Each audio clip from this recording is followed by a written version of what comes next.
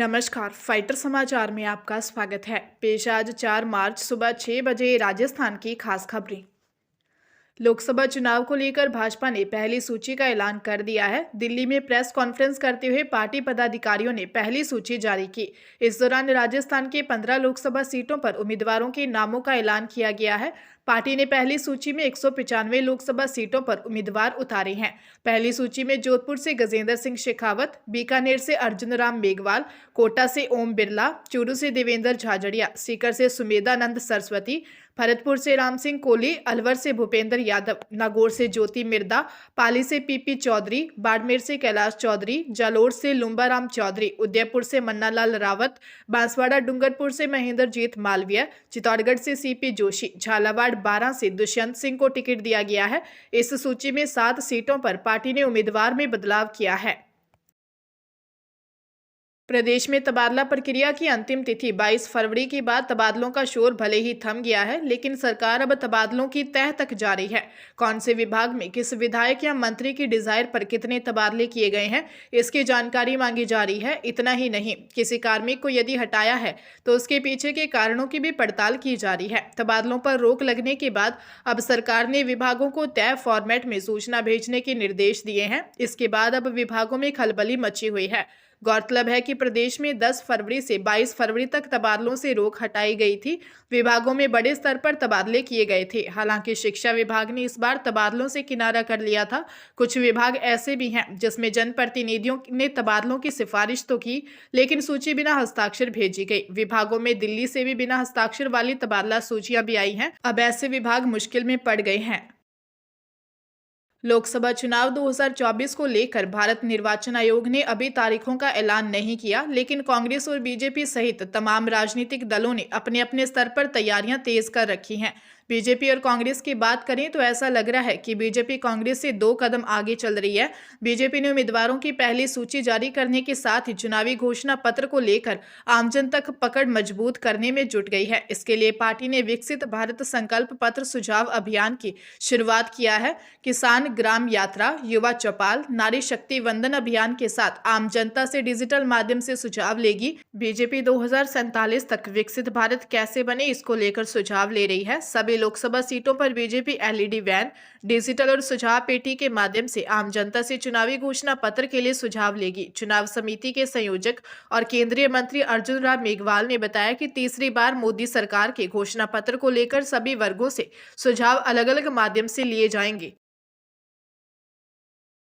राजस्थान के पूर्व मुख्यमंत्री अशोक गहलोत ने कहा कि भरतपुर को गर्व होना चाहिए कि यहाँ के मुख्यमंत्री हैं वर्तमान में, लेकिन भरतपुर के लोगों ही डिमोलाइज हो रहे हैं। मुख्यमंत्री रिमोट कंट्रोल से चलाए जा रहे हैं। मंत्री विधायक मुख्य सचिव के सामने गिड़गिड़ा रहे हैं। सरकार रिमोट से चल रही है। श्री गहलोत ने शब्द धौलपुर जाते समय भरतपुर के रेलवे स्टेशन पर मीडिया से बातचीत में बोले। पूर्व मुख्यमंत्री अशोक गहलोत ने कहा कि मुख्यमंत्री, प्रधानमंत्री और मंत्री सभी को संवैधानिक अधिकार दिए गए हैं, लेकिन राजस्थान में लोकतंत्र का हनन हो रहा है। इतने माह का समय गुजर जाने के बाद भी सरकार कुछ नहीं कर सकी है। वरिष्ठ अध्यापक भर्ती परीक्षा मामले में एक और खुलासा हुआ है। एसओजी ने इस मामले में उप निरीक्षक भर्ती परीक्षा के सफल अभ्यर्थी रैनवाल के रलावता निवासी अशोक सिंह नाथावत को गिरफ्तार किया है। जनवरी 2021 की लिखित परीक्षा पास करने के बाद नाथावत ने साक्षात्कार भी दिया था। उसकी 35वीं रैंक बनी थी, लेकिन वह दस्तावेज सत्यापन के लिए पुलिस मुख्यालय पहुंचा ही नहीं था। दरअसल उसकी भूमिका वरिष्ठ अध्यापक पेपर लीक में सामने आई थी। नाथावत पेपर लीक गिरोह के संपर्क में था। उसने 2 लाख रुपए देकर वरिष्ठ अध्यापक भर्ती परीक्षा से पहले ही मुख्य आरोपी शेर सिंह उर्फ अनिल मीणा से पेपर लिया था। नाथावत की गिरफ्तारी के साथ ही उप निरीक्षक भर्ती परीक्षा पर सवाल उठे हैं। इस परीक्षा में फरार आरोपी यूनिक भांबू के भाई के अलावा पूर्व में गिरफ्तार आरोपी राजेंद्र यादव व आरोपी अध्यापक राजेंद्र यादव के बेटे के भी सिलेक्ट होने की सूचना है। ऐसे में एसओजी इन सभी तथ्यों की पुष्टि करने में जुटी है। हाल ही में पति के हाथों गोली मार पत्नी की हत्या का मामला फलौदी में ठंडा भी नहीं पड़ा था कि पत्नी की ओर से साजिश रचकर पति की हत्या करने का मामला फलौदी जिला थाना क्षेत्र में दर्ज हुआ है। हत्या के 10 दिन बाद मृतक के शव की पहचान होने के बाद पत्नी ने प्रेमी संग साजिश रचकर अपने ही पति कोजाराम की हत्या करवाने के मामले का भी पटक्षेप हो गया। एसपी पूजा वाना ने बताया कि मृतक कोजाराम लोहार निवासी बापीणी को शराब पिलाकर उसकी हत्या कर दी गई। हत्या करवाने की साजिश पत्नी ने ही अपने प्रेमी दशरथ मेघवाल उसके साथी के साथ मिलकर रची और जैसलमेर जिले के नाचना में घटना को अंजाम दिया। गौरतलब है कि शव की पहचान होने पर पूरे मामले से पर्दा हट गया। पुलिस ने तीनों आरोपियों पत्नी ममता, 21 वर्षीय प्रेमी दशरथ मेघवाल निवासी असकंदरा और 23 वर्षीय जयपाल राम मेघवाल निवासी राठौरा रामदेवरा को गिरफ्तार कर लिया। गैस उपभोक्ताओं को सब्सिडी लेने के लिए आधार कार्ड से सत्यापन करवाना जरूरी है। सत्यापन नहीं होने की स्थिति में गैस सब्सिडी नहीं मिल पाएगी। 15 मार्च तक आवश्यक रूप से बायोमेट्रिक सत्यापन करवाना जरूरी है। बीपीसीएल कंपनी के निर्देशानुसार 1 अप्रैल से केवल उन्हीं उपभोक्ताओं को गैस सिलेंडर पर सब्सिडी मिलेगी जिन्होंने अपने गैस कनेक्शन का आधार कार्ड से सत्यापन करवा लिया है। अगर किसी उपभोक्ता ने अपने गैस कनेक्शन का आधार कार्ड से बायोमेट्रिक सत्यापन नहीं करवाया है तो 15 मार्च तक सत्यापन करवा लें। बता दें कि वर्तमान में सरकार द्वारा उज्ज्वला गैस कनेक्शन उपभोक्ता को 450 रुपए में गैस सिलेंडर दिया जा रहा है। बाकी राशि सब्सिडी के रूप में उपभोक्ता के बैंक खातों में भेजी जा रही है। राजस्थान पुलिस की एंटी गैंगस्टर टास्क फोर्स ने 1 लाख रुपए के इनामी गैंगस्टर सुमित मांझू को पकड़ने में सफलता हासिल की है। गैंगस्टर चित्तौड़गढ़ में सांवलिया सेठ मंदिर दर्शन करने आया था। आरोपी हत्या, अवैध मादक पदार्थ की तस्करी, पुलिस आमजन पर फायरिंग के मामलों में वांछित था।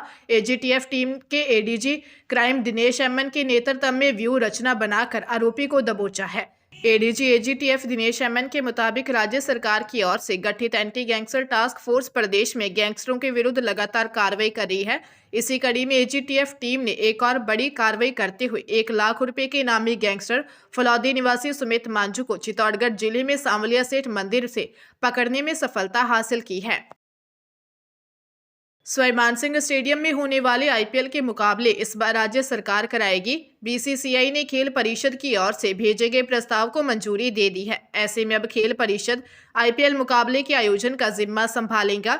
इससे आरसीए को बड़ा झटका लगा है। आरसीए अध्यक्ष पद से वैभव गहलोत के इस्तीफे के बाद आरसीए की बाकी कार्यकारिणी यथावत बनी हुई है। बावजूद इसके इस बार आईपीएल की जिम्मेदारी आरसीए के पास न होकर खेल परिषद को सौंपी गई है, जिसका कारण एसएमएस स्टेडियम का स्वामित्व खेल परिषद के पास होना बताया जा रहा है। इस संबंध में राजस्थान खेल परिषद को ऑफिशियल मेल भी प्राप्त हुआ। इसके बाद खेल परिषद और राजस्थान रॉयल्स मैनेजमेंट ने आईपीएल के घोषित 3 मुकाबलों की तैयारी तेज कर दी है। वहीं बताया जा रहा है कि मार्च के दूसरे सप्ताह से राजस्थान रॉयल्स की टीम यहां प्रैक्टिस करने भी पहुंच सकती है। डूंगरपुर के सदर थाने से 500 मीटर की दूरी पर एक होटल में चल रहे देह व्यापार का कोतवाली पुलिस ने भंडा फोड़कर 2 महिला, 1 युवक को गिरफ्तार किया। वहीं एक नाबालिग को डिटेन किया। थानाधिकारी भगवान लाल ने बताया कि मुखबिर की सूचना पर पुलिसकर्मी को बोगस ग्राहक बनाकर सदर थाना चौराहे के समीप एक होटल पर भेजा गया। पुष्टि होने पर ग्राहक बने कांस्टेबल ने पुलिस को इशारा किया। पुलिस टीम होटल के अंदर पहुंची और 2 युवतियों और होटल मैनेजर दोजा निवासी विनोद रौत को गिरफ्तार किया। साथ ही एक नाबालिग को डिटेन किया। पुलिस ने बताया कि होटल में यह व्यापार 4 माह से चल रहा था। गिरफ्तार 2 महिलाओं में एक चित्तौड़गढ़ और दूसरी डूंगरपुर जिले के कोलखंडा गांव की निवासी है। पुलिस मामले से जुड़े अन्य लोगों की जानकारी भी जुटा रही है। राजस्थान यूनिवर्सिटी की ओर से आयोजित की जा रही शोध प्रवेश परीक्षा विवादों में आ गई है। परीक्षा प्रक्रिया में अपनाए जा रहे नियमों में संशोधन की मांग को लेकर छात्रों ने विरोध किया था। इसके बाद राजस्थान यूनिवर्सिटी ने शोध प्रवेश परीक्षा की प्रक्रिया पर रोक दिया है। दरअसल छात्र परीक्षा में दोगुना अभ्यर्थियों को उत्तीर्ण करने का विरोध कर रहे हैं। छात्रों की मांग है कि इंटरव्यू के लिए 3 गुना छात्रों को शामिल किया जाए। छात्रों का आरोप है कि परिणाम में आरक्षण प्रक्रिया से भी छेड़छाड़ की गई है। छात्रों ने प्रकरण को सिंडिकेट में रखे जाने की मांग की है। गौरतलब है कि राजस्थान यूनिवर्सिटी में 28 साल बाद शोध प्रवेश परीक्षा की प्रक्रिया शुरू की गई थी। परीक्षा के लिए करीब 5000 से अधिक छात्रों ने आवेदन किया था।